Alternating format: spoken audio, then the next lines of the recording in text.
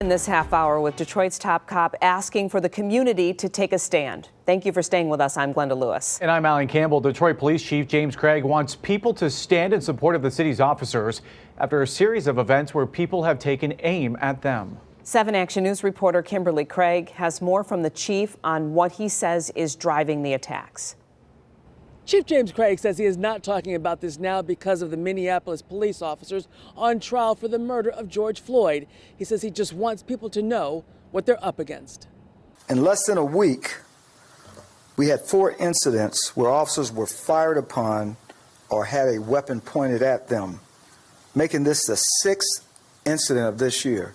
Detroit Police Chief James Craig on a series of events during which he says his officers have been targeted.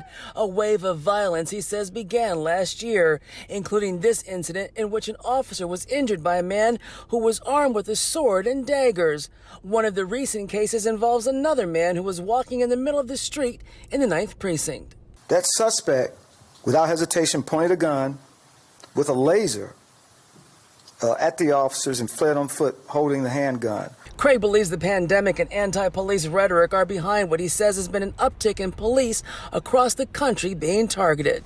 I'm talking about the kind of rhetoric that wants police officers dead. I want to say for the record that Willie Bell, the chairman of the Board of Police Commission, totally support Chief Craig and DPD in reference to the issue that was raised this afternoon. This is not normal.